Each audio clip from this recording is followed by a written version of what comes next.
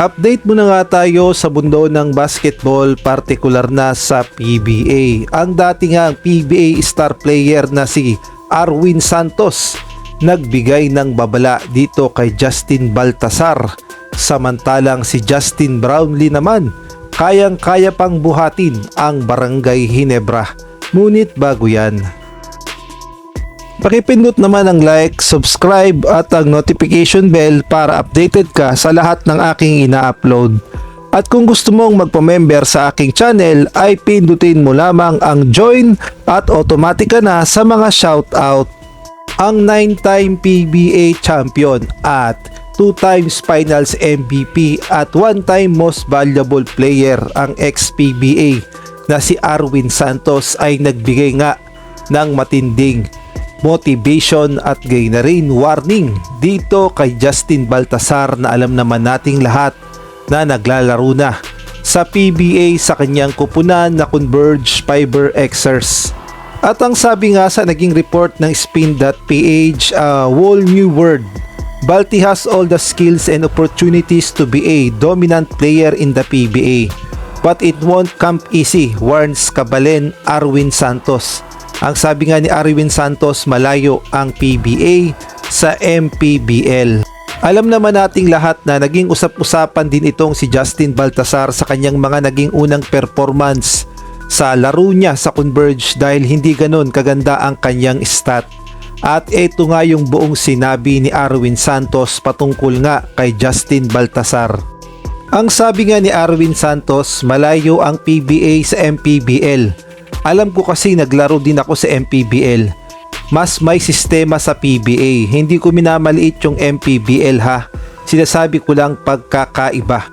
Iba yung sistema ng MPBL sa PBA. Iba yung laro, iba yung diskarte, iba yung counter. Kasi yung mga coaches dyan, ang players, mataas ang quality. Yung game preparation, yung scouting, ibang iba. Payo ko lang magtiwala siya sa sarili kesa magdahilan siya na pagod siya, mas mag-focus siya sa dapat niya pang i-improve. Hindi pwede na sabihin mo na lahat na nakuha mo na sa MPBL na achieve mo na, kayang-kaya mo na. Iba rito sa PBA, kailangan kung ano yung effort na ginagawa mo sa MPBL, sa PBA kailangan doblihin mo yan, dapat ganun. Kailangan ni Justin Baltasar na patunayan ng value at kakayahan niya kasi lahat nasa kanya eh. Tiwala lang ng management, first pick siya, hinihintay siya ng team kaya dapat hindi siya magdahilan ng ganyan. Ipakita niya kakayahan niya. Hindi mo masasabi payat si Justin, manipis kaya mahihirapan sumabay sa PBA. Kasi ako patpat naman ako nung pumasok ako sa PBA, diskarte at kumpiyansa lang. Yan nga yung buong sinabi ni Arwin Santos. At kung atin niyang babalikan ay sinabi talaga ni Justin Baltasar na pagod pa siya dahil kagagaling niya pa lamang sa MPBL. Kaya naman sinabi nga ni Arwin Santos na wag niyang idahilan yan.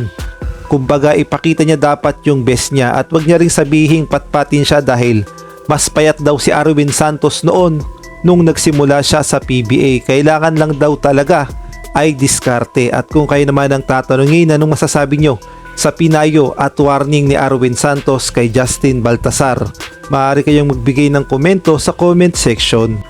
Samantalang sa Sabado ang susunod na laban ng Converge at kontra nga ito sa home crowd favorite na Barangay Ginebra. Gaganapin nga yan sa Batangas City, 7:30 PM. Kaya naman chance na talaga ito ni Justin Baltasar upang ipakita ang kanyang galing kontra sa Barangay Ginebra. At kung kayo naman ang tatanungin, sa tingin nyo, nagpapainit lang ba talaga itong si Justin Baltasar at hindi pa nilalabas ang kanyang 100%? Maaari kayong magbigay ng komento sa comment section. Samantalang ito namang si Justin Brownlee, kung atin ngang babalikan nung nakaharap nila ang Hong Kong Eastern Long Lion ay binatikos nga ito dahil nung fourth quarter ay hindi talaga nagpapasok ang kanyang mga tira kaya naman natalo ang Barangay Ginebra sa kamay ng Eastern Long Lion.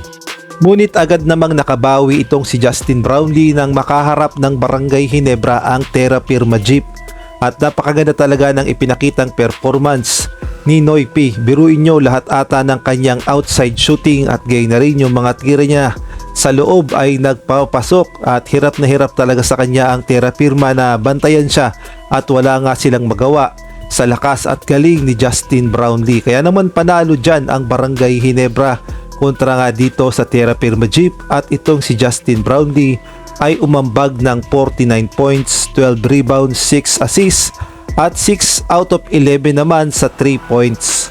At muli ngang masusubukan ng Barangay Ginebra sa Sabado kontra naman sa Converge Fiber Xers. Kaya naman abangan na lang natin ang magiging performance ng Barangay Ginebra at makuha na kaya nila ang 4-1 record kontra nga dito sa Converge na may Justin Baltasar. Ang bad news nga lang sa Ginebra ay hindi makapaglalaro si Stephen Holt at si Japet Aguilar dahil injured.